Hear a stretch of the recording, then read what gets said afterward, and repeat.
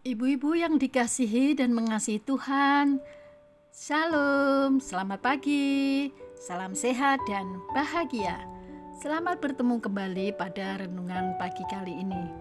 Sebelum kita merenungkan dan mengumuli firman Tuhan, baiklah kita akan berdoa lebih dahulu. Mari kita berdoa.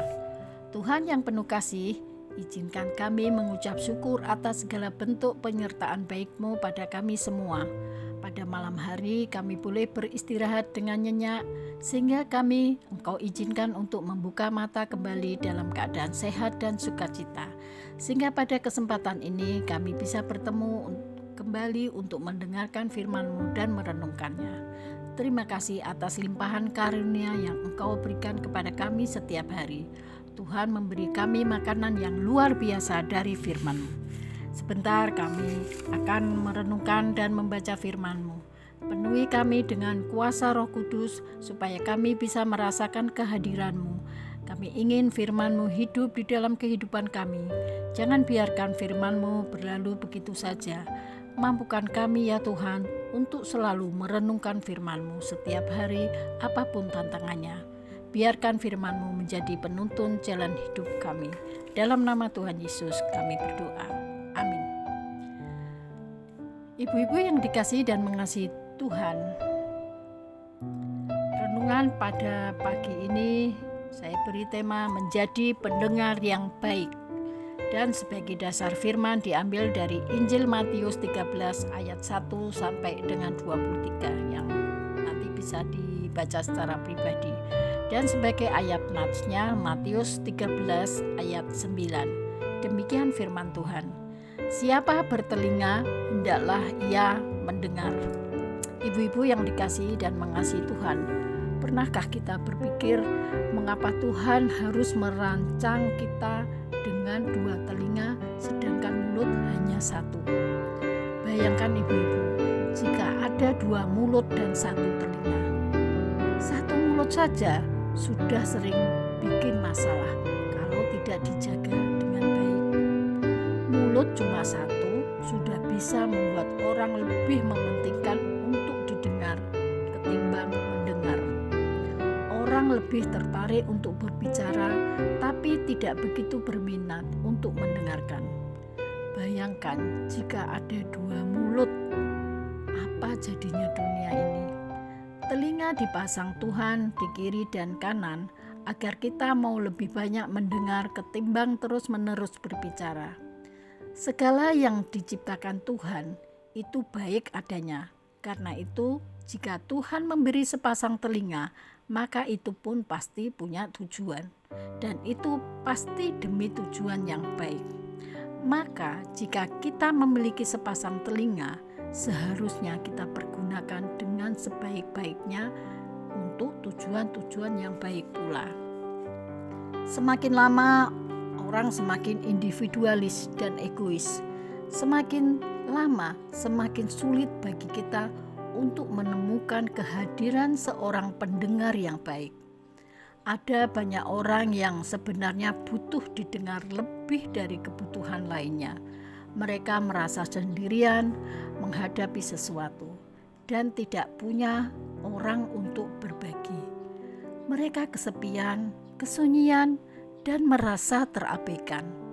Kita harus melatih diri untuk menjadi pendengar yang baik. Baik mendengarkan apa yang Tuhan katakan maupun mendengarkan keluarga, teman-teman, atau bahkan sesama kita yang tengah membutuhkan kehadiran seseorang yang peduli. Lihatlah bagaimana Tuhan selalu dengan penuh kasih meluangkan waktunya untuk mendengarkan kita. Pemazmur menyadari dan menghargai hal itu dengan berkata, "Aku mengasihi Tuhan sebab Ia mendengarkan suaraku dan permohonanku, sebab Ia menyadengkan telinganya kepadaku. Maka seumur hidupku aku akan berseru kepadanya." Mazmur 116 ayat 1 dan 2. Di mata Tuhan sangatlah penting bagi kita untuk menjadi pendengar yang baik. Beberapa kali Yesus menyebutkan, siapa bertelinga hendaklah ia mendengar. Seperti di dalam Matius 11 ayat 15, 13 ayat 9, 13 ayat 43 atau Markus 7 ayat 16. Tidak satupun bagian tubuh kita ini diciptakan Tuhan sia-sia atau tanpa tujuan, termasuk di dalamnya telinga.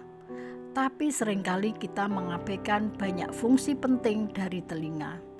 Kita sering membiarkan hal-hal penting seperti nasihat atau teguran berlalu begitu saja, masuk kiri keluar kanan, atau bahkan pura-pura tidak mendengar. Selain telinga, ketulusan hati pun diperlukan untuk bisa mendengar dengan baik. Seni mendengar yang baik bukanlah sekedar mendengar dengan telinga, namun juga mendengar dengan hati. Kita mendengar dengan telinga, tapi tanpa hati yang baik, lembut, dan tulus, niscaya apa yang kita dengar hanyalah akan berlalu begitu saja. Dalam keluarga, hadiah yang terindah bisa jadi adalah kesediaan orang tua untuk mendengarkan anak-anaknya. Begitu juga antara suami dan istri atau kakak adik. Petrus mengatakan demikian. Dan akhirnya hendaklah kamu semua seia sekata, seperasaan, mengasihi saudara-saudara, penyayang dan rendah hati.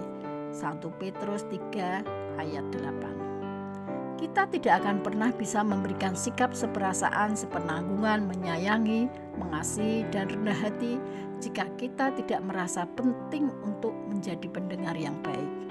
Tuhan saja mau mendengarkan kita. Alangkah keterlaluan apabila kita menolak mendengarkan orang lain. Jika keluarga sendiri saja sudah tidak ingin didengar, apalagi orang lain. Itu bukanlah sikap yang baik bagi kita orang percaya. Tidak saja bagi kita untuk mau mendengarkan orang lain, terlebih kita harus mau mendengarkan Tuhan pula. Kecenderungan manusia dalam berdoa adalah untuk membawa daftar permintaan atau permohonan. Doa diisi dengan percakapan yang dibangun searah. Kita hanya ingin didengar Tuhan dan dikabulkan, tapi mengabaikan pentingnya untuk mendengar Tuhan. Itu pun bukan hal yang baik untuk dilakukan. Kita boleh meminta, tapi terlebih kita harus mau mendengarkan perkataan, nasihat, atau bahkan teguran Tuhan. Tuhan sudah memberi 2 telinga, hendaklah kita bersyukur dan menggunakannya dengan baik. Tentu tidak perlu Tuhan harus membesarkan telinga kita terlebih dahulu agar kita mau patuh. Hendaklah kita terus melatih diri sebagai orang yang mau memberikan sebagian dari waktunya untuk menjadi pendengar yang baik. Mata adalah pelita tubuh, telinga adalah tongkat kehidupan, dan mulut adalah terang kehidupan. Tuhan memberkati. Amin. Mari kita berdoa. Bapa, pada pagi hari ini kami telah mendengarkan sebagian dari firman-Mu. Biarlah apa yang telah diperdengarkan dapat menjadi petunjuk bagi kehidupan, pertolongan, perlindungan, serta menjadi penentu arah yang bimbang. Bapa, kami menyadari bahwa tidak mudah memberikan hati dan telinga untuk mendengarkan sesama. Tapi kami berdoa agar Engkau memampukan kami ya Tuhan. Ya Tuhan, kendalikanlah seluruh panca indera kami sehingga pendengaran dan perkataan kami selaras dengan kehendak-Mu. Berkatilah kami selalu supaya tetap dapat berkesempatan mendengarkan firman-Mu kembali. Bimbinglah kami untuk selalu rindu akan hal tersebut. Berkatilah pula mereka yang belum berkesempatan mendengarkan firman-Mu karena berbagai alasan. Tolonglah ya Tuhan, mereka dalam segala kesulitan, bimbinglah mereka menuju arah yang benar. Hanya kepadamu kami dapat berharap. Dalam nama Tuhan Yesus kami berdoa. Haleluya. Amin. Demikian ibu-ibu renungan pagi hari ini. Shalom.